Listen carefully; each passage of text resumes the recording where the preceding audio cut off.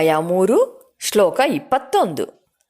ಯದ್ಯದಾಚರತಿ ಶ್ರೇಷ್ಠಃ ಯದ್ಯದಾಚರತಿ ಶ್ರೇಷ್ಠಃ ತತ್ತದೇವೇತರೋ ಜನಃ ತತ್ತದೇವೇತರೋ ಜನಃ ಸಯತ್ ಪ್ರಮಾಣಂ ಕುರುತೆ ಸಯತ್ ಪ್ರಮಾಣಂ ಕುರುತೆ ಲೋಕಸ್ತದನು ವರ್ತತೆ ಲೋಕಸ್ತದನು ವರ್ತತೆ.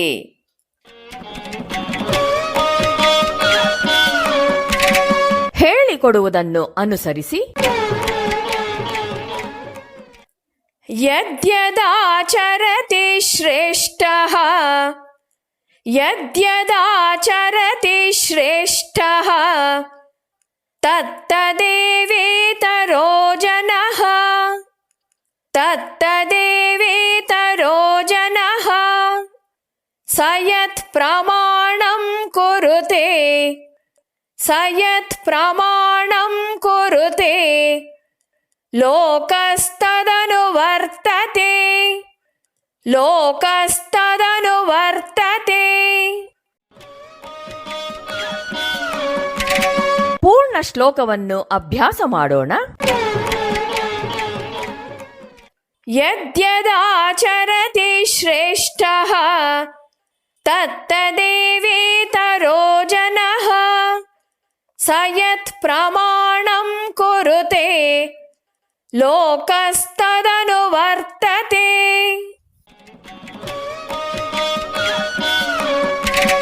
ಶ್ಲೋಕದ ಅರ್ಥವನ್ನು ತಿಳಿಯೋಣ. ಶ್ರೀಕೃಷ್ಣ ಒಂದು ಸಾರ್ವತ್ರಿಕ ತತ್ವವನ್ನ ಹೇಳ್ತಾನೆ.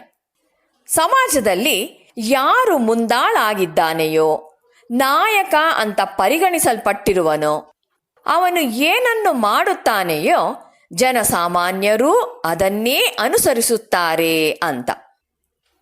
ಮನಃಶಾಸ್ತ್ರಜ್ಞರು ಹೇಳೋ ಹಾಗೆ ಮನುಷ್ಯ ಖಂಡಿತವಾಗಿಯೂ ಅನುಕರಣೆ ಮಾಡುವ ಜೀವಿ. ಅವನಿಗೆ ಅನುಕರಿಸುವ ಗುಣ ಇದೆ. ಯಾವ ಕಾಲದಲ್ಲೇ ಆಗಲಿ ನೈತಿಕ ಪುನರುತ್ಥಾನ ಆಗಬೇಕಾದರೆ ಜನರು ರಾಷ್ಟ್ರದ ನಾಯಕರ ಮಾರ್ಗದರ್ಶನವನ್ನೇ ಅನುಕರಣೆ ಮಾಡ್ತಾರೆ. ಸಮಾಜದಲ್ಲಿ ಈ ಅನುಕರಣೆ ಅನುಸರಣೆಯ ಕಡೆ ಒಂದು ಒಲವು ಇದ್ದೇ ಇದೆ. ಉಪಾಧ್ಯಾಯರು ಉತ್ತಮ ರೀತಿಯಲ್ಲಿ ವರ್ತಿಸಿದರೆ ವಿದ್ಯಾರ್ಥಿಗಳು ಶಿಸ್ತಿನಿಂದ ಇರೋದಕ್ಕೆ ಸಾಧ್ಯ. ಮಕ್ಕಳ ನಡತೆಯು ಸಂಪೂರ್ಣವಾಗಿ ಅವರ ಮಾತಾಪಿತೃಗಳ ಸಂಸ್ಕೃತಿ ಮತ್ತು ಪರಿಶುದ್ಧತೆಯ ಮೌಲ್ಯವನ್ನ ಅವಲಂಬಿಸಿರುತ್ತೆ. ಮಕ್ಕಳಿಗೆ ಮನೆಯಲ್ಲಿ ಅಮ್ಮ ಅಪ್ಪನೇ ಆದರ್ಶ, ರೋಲ್ ಮಾಡೆಲ್ಸ್. ನಂತರ ಗುರುಗಳು, ಮಾತಾ ಪಿತಾ ಗುರು. ಸತ್ಯಂ ವದ ಸತ್ಯಂ ವದ, ಸತ್ಯವನ್ನೇ ಮಾತನಾಡು, ಸತ್ಯವನ್ನೇ ನುಡಿ ಅಂತ ರೋಲ್ ಮಾಡೆಲ್ಸ್ ಆದವರು ಸುಳ್ಳು ಹೇಳಿದಾಗ, ತಪ್ಪು ಮಾಡಿದಾಗ ಮಕ್ಕಳು ಬೇಗ ಕಲ್ತ್ಕೊಂಡು ಬಿಡ್ತಾರೆ. ಒಂದು ಕುಟುಂಬದಲ್ಲಿ ತಂದೆ ತಾಯಿಗಳು ಉನ್ನತ ಮಟ್ಟದ ನಡತೆಯನ್ನ ಇಟ್ಕೊಂಡಿದ್ರೆ ಮಕ್ಕಳು ಅದನ್ನೇ ಅನುಸರಿಸ್ತಾರೆ. ಮಕ್ಕಳು ತುಂಬಾ ಸೂಕ್ಷ್ಮವಾಗಿ ಅಪ್ಪ ಅಮ್ಮನ್ನ ಗಮನಿಸ್ತಾರೆ. ಇದನ್ನ ಕೆಲ ಜನರು ಮರೀತಾರೆ. ತಂದೆನೋ ತಾಯಿಯೋ ಹಾಗೆ ಮರೆತು ಕೆಟ್ಟದ್ದನ್ನ ಮಾಡಿದರೆ ಮಕ್ಕಳು ತಮ್ಮಲ್ಲಿ ತಾವು, ಓಹೋ ಹೀಗೂ ಮಾಡಬಹುದು, ಸರಿ ಹಾಗಾದರೆ ನಾವು ಇದರ 2ರಷ್ಟನ್ನ ಮಾಡ್ತೇವೆ ಅಂತ ಹೇಳ್ಕೊಳ್ತಾರೆ. ಇದು ಸಹಜ.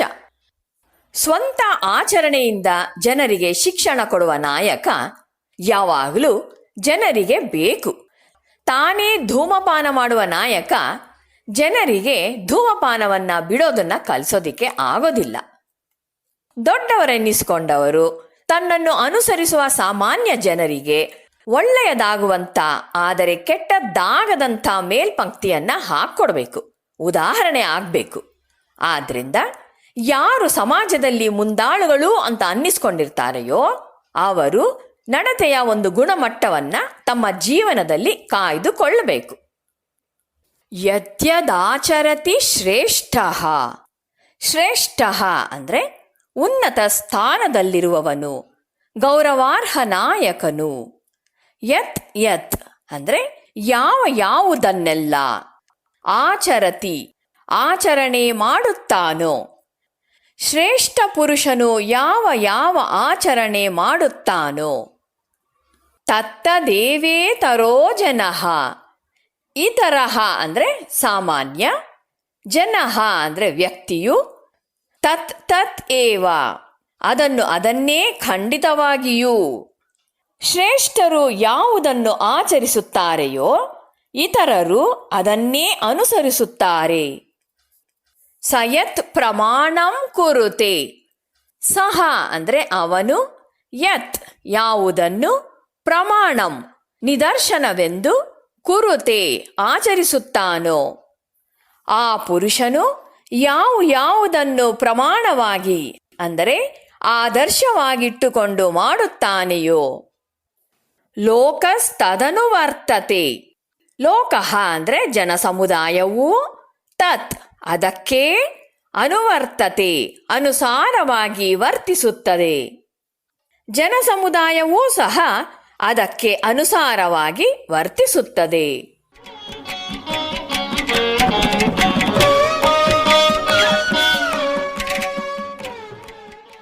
ನಾಯಕ ಅಂತ ಅನ್ನಿಸ್ಕೊಂಡವರು ಇಚ್ಛೆ ಪಡದೇ ಇದ್ದರೂ ಜನ ಅವನನ್ನು ಅನುಸರಿಸ್ತಾರೆ. ದೊಡ್ಡ ವ್ಯಕ್ತಿ ಯಾವುದನ್ನ ಪ್ರಮಾಣ ಆದರ್ಶ ಅಂತ ಸ್ವೀಕರಿಸ್ತಾನೆಯೋ ಅದನ್ನ ಇತರರೆಲ್ಲರೂ ಸ್ವೀಕರಿಸ್ತಾರೆ. ಆ ದೊಡ್ಡ ವ್ಯಕ್ತಿ ಜನ ಏತಕ್ಕಾಗಿ ನನ್ನನ್ನು ಅನುಸರಿಸಬೇಕು, ಅವರವರ ದಾರಿನ ಅವರು ಹಿಡಿಲಿ, ನಾನು ನನ್ನ ದಾರಿನ ಹಿಡಿತೇನೆ ಅಂದರೆ ಆಗೋದಿಲ್ಲ. ತಾನು ಇಚ್ಛೆ ಪಡದೇ ಇದ್ದರೂ ಜನ ಇವನನ್ನು ಅನುಸರಿಸ್ತಾರೆ. ನಾಳೆ ಅವರು ತಪ್ಪು ದಾರಿಗೆ ಹೋದರೆ ಅದಕ್ಕೆ ಇವನೇ ಜವಾಬ್ದಾರನಾಗ್ತಾನೆ. ಇವನು ಜವಾಬ್ದಾರಿಯನ್ನು ಒದರಿ ಬಿಡೋದಿಕ್ಕೂ ಆಗೋದಿಲ್ಲ. ಅದನ್ನು ಅವನು ಒದರಿದರೂ ಜವಾಬ್ದಾರಿ ಮಾತ್ರ ಅವನನ್ನು ಬಿಡೋದಿಲ್ಲ. ಇಂತಹವರಿಗೆ ಹೀಗೆ ಹೇಳ್ತಾರೆ, ಇಂತಹ ಒಂದು ವ್ಯಕ್ತಿ ರೈಲ್ವೆ ಇಂಜಿನ್ನಿನಂತೆ, ಬೇಡವೆಂದರೂ ಗಾಡಿಗಳು ಅದಕ್ಕೆ ತಗಲಿ ಹಾಕಿಕೊಳ್ಳುವುವು, ಇಂಜಿನ್ ಹೋದ ಕಡೆನೇ ಗಾಡಿಗಳೂ ಹೋಗುವುವು ಅಂತ.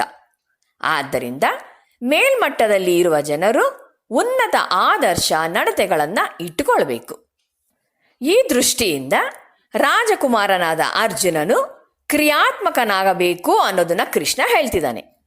ಒಂದು ವೇಳೆ ಅವನು ಕಾರ್ಯಶೀಲನಾಗಿ ವರ್ತಿಸದಿದ್ದರೆ ಕೀಳ್ಮಟ್ಟದ ಮೌಲ್ಯಗಳನ್ನು ಸಮಾಜದ ಇತರ ಸದಸ್ಯರೆಲ್ಲ ಅನುಸರಿಸುವ ಸಂದರ್ಭವೇ ಹೆಚ್ಚಾಗಿದ್ದು ಅವರ ಸರ್ವನಾಶವನ್ನ ಮಾಡಿದಂತಾಗತ್ತೆ.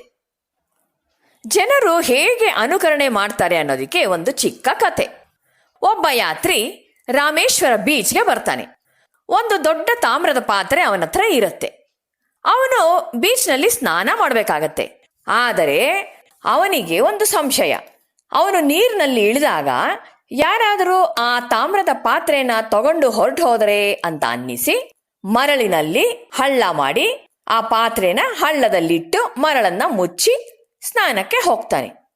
ಆಗ ಅನಿಸುತ್ತೆ, ಸ್ನಾನ ಮಾಡಿ ಪೂಜೆ ಮಾಡಿ ಬರೋಷ್ಟರಲ್ಲಿ 3-4 ಗಂಟೆಗಳಾಗತ್ತೆ. ಆ ಪಾತ್ರೆ ಇಟ್ಟಿರುವ ಜಾಗ ಗುರುತಿಸೋದಿಕ್ಕೆ ಕಷ್ಟ ಆಗ್ಬೋದು. ಆದ್ರಿಂದ ಒಂದು ಗುರುತಿಗೋಸ್ಕರ ಒಂದು ಲಿಂಗವನ್ನು ಮಾಡೋಣ ಅಂತ ಒಂದು ಲಿಂಗವನ್ನು ಮಾಡಿ ಸ್ನಾನಕ್ಕೆ ಹೋಗ್ತಾನೆ. ಇನ್ನು ಸ್ವಲ್ಪ ಹೊತ್ತಾದ ಮೇಲೆ ಅಲ್ಲಿಗೆ ಇನ್ನೊಬ್ಬ ಬರ್ತಾನೆ. ನೋಡ್ತಾನೆ, ಒಂದು ಲಿಂಗ ಇದೆ, ಒಬ್ಬ ಸ್ನಾನ ಮಾಡ್ತಾ ಇದ್ದಾನೆ. ಅಂದ್ರೆ ಇಲ್ಲಿ ಸ್ನಾನ ಮಾಡಬೇಕಾದ್ರೆ ಮೊದಲು ಒಂದು ಲಿಂಗ ಮಾಡಿ ಸ್ನಾನಕ್ಕೆ ಹೋಗ್ಬೇಕೇನೋ ಅಂತ ಅವನು ಒಂದು ಲಿಂಗವನ್ನ ಮಾಡಿ ಸ್ನಾನಕ್ಕೆ ಹೋಗ್ತಾನೆ. ಇನ್ನು ಸ್ವಲ್ಪ ಹೊತ್ತಿಗೆ 3ನೇವನ್ ಬರ್ತಾನೆ. ನೋಡ್ತಾನೆ, 2 ಲಿಂಗಗಳಿದೆ, ಇಬ್ಬರು ಸ್ನಾನ ಮಾಡ್ತಾ ಇದ್ದಾರೆ. ಅವನು ಹಾಗೆ ಅನ್ಕೋತಾನೆ, ಇಲ್ಲಿ ಸ್ನಾನ ಮಾಡಬೇಕಾದ್ರೆ ಮೊದಲು ಒಂದು ಲಿಂಗ ಮಾಡಿ ಸ್ನಾನಕ್ಕೆ ಹೋಗ್ಬೇಕೇನೋ ಅಂತ. ಹಾಗಾಗಿ ಅವನು ಒಂದು ಲಿಂಗ ಮಾಡಿ ಸ್ನಾನಕ್ಕೆ ಹೋಗ್ತಾನೆ. ಹೀಗೆ 4ನೇವನ್ ಬರ್ತಾನೆ. ನೋಡ್ತಾನೆ, 3 ಲಿಂಗಗಳಿದೆ, 3 ಜನ ಸ್ನಾನಕ್ಕೆ ಹೋಗಿದ್ದಾರೆ.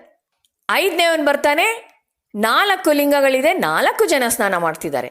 ಹಾಗೆ ಜನ ಬರ್ತಾ ಬರ್ತಾ ಇರ್ತಾರೆ. ಎಲ್ಲರೂ ಒಂದೊಂದು ಲಿಂಗವನ್ನ ಮಾಡಿ ಸ್ನಾನಕ್ಕೆ ಹೋಗ್ತಾರೆ. ಕೆಲವು ಸಮಯವಾದ್ಮೇಲೆ ಮೊದಲನೆಯವನು ಸ್ನಾನ ಪೂಜೆ ಎಲ್ಲ ಮುಗಿಸ್ಕೊಂಡು ಬರ್ತಾನೆ. ನೋಡ್ತಾನೆ, ಎಲ್ಲೆಲ್ಲಿ ನೋಡಿದರೂ ಲಿಂಗಗಳು, 106 ಜನರು, 106 ಲಿಂಗಗಳು. ಅವನು ಲಿಂಗವನ್ನ ಹೇಗೆ ಮಾಡಿದ್ದನೋ ಹಾಗೆಯೇ ಎಲ್ಲಾ ಲಿಂಗಗಳೂ ಕಾಣ್ತಾ ಇದೆ, ಅದೇ ತರಹದ್ದು. ಅವನಿಗೆ ತನ್ನ ಲಿಂಗ ಯಾವುದು ಅಂತನೂ ಅವನಿಗೆ ಕಂಡುಹಿಡಿಯೋದಿಕ್ಕೆ ಆಗೋದಿಲ್ಲ. ಇದನ್ನ ಹರ್ಡ್ ಮೆಂಟಾಲಿಟಿ ಅಂತಾರೆ. ಕುರಿ ಥರ ಫಾಲೋ ದ ಲೀಡರ್, ನಾಯಕನನ್ನ ಅನುಸರಿಸೋದು. ಕೃಷ್ಣ ಅರ್ಜುನನಿಗೆ ಹೇಳೋದು, ನಾಯಕ ಏನು ಮಾಡ್ತಾನೋ ಜನರು ಅದನ್ನೇ ಏನೂ ಯೋಚಿಸದೆ ಹಾಗೇ ಫಾಲೋ ಮಾಡ್ತಾರೆ ಅಂತ. ಯಥಾ ರಾಜ ತಥಾ ಪ್ರಜಾ.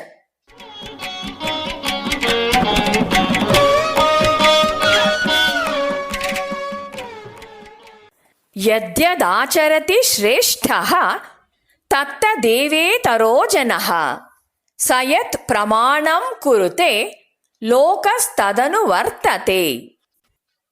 ಶ್ರೇಷ್ಠನಾದ ಪುರುಷನು ಯಾವುದನ್ನು ಆಚರಿಸುತ್ತಾನೋ ಅದನ್ನೇ ಇತರ ಜನರೂ ಅನುಸರಿಸುತ್ತಾರೆ.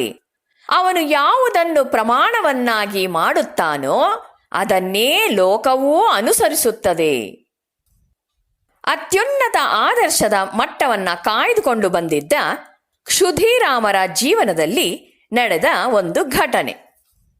19ನೇ ಶತಮಾನದ ಆದಿಭಾಗದಲ್ಲಿ ಜಮೀನ್ದಾರನೊಬ್ಬನು ಶ್ರೀರಾಮಕೃಷ್ಣರ ತಂದೆ ಕ್ಷುಧಿರಾಮ ಚಟರ್ಜಿಯನ್ನ ತನ್ನ ಪರವಾಗಿ ಕೋರ್ಟಿನಲ್ಲಿ ಮೊಕದ್ದಮೆಯೊಂದರಲ್ಲಿ ಸುಳ್ಳು ಸಾಕ್ಷಿ ಹೇಳುವಂತೆ ಒತ್ತಾಯಿಸಿದನಂತೆ. ಅದಕ್ಕೆ ಕ್ಷುಧಿರಾಮರು, ಸ್ವಾಮಿ ದಯವಿಟ್ಟು ಕ್ಷಮಿಸಿ, ಅದು ಸತ್ಯ ಅಲ್ಲ ಅನ್ನೋದು ನನಗೆ ಗೊತ್ತು, ನಾನು ಸುಳ್ಳು ಸಾಕ್ಷಿ ಕೊಡಲಾರೆ ಅಂತ ಹೇಳ್ತಾರಂತೆ. ಜಮೀನ್ದಾರ ಒಬ್ಬ ಕೆಟ್ಟ ಮನುಷ್ಯ.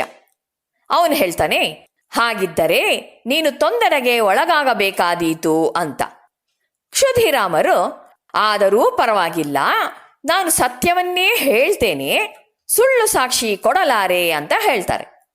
ಇದರ ಫಲವಾಗಿ ಶ್ರೀರಾಮಕೃಷ್ಣರ ತಂದೆಯನ್ನ ಜಮೀನ್ದಾರನು ಹಳ್ಳಿಯಿಂದ ಓಡಿಸ್ತಾನಂತೆ. ಕ್ಷುಧಿರಾಮರು ಒಂದು ಸಣ್ಣ ಬಟ್ಟೆ ಬರೆಗಳ ಗಂಟನ್ನು ತೆಗೆದುಕೊಂಡು ತನ್ನ ಹೆಂಡತಿ ಮಕ್ಕಳನ್ನ ಕರೆದುಕೊಂಡು ಹೊರಡ್ತಾರೆ. ಸ್ವಲ್ಪ ದೂರ ಹೋದ್ಮೇಲೆ ಇನ್ನೊಂದು ಹಳ್ಳಿಯ ಒಳ್ಳೆಯ ಜಮೀನ್ದಾರನೊಬ್ಬನು ಇವರನ್ನ ನೋಡ್ತಾನೆ.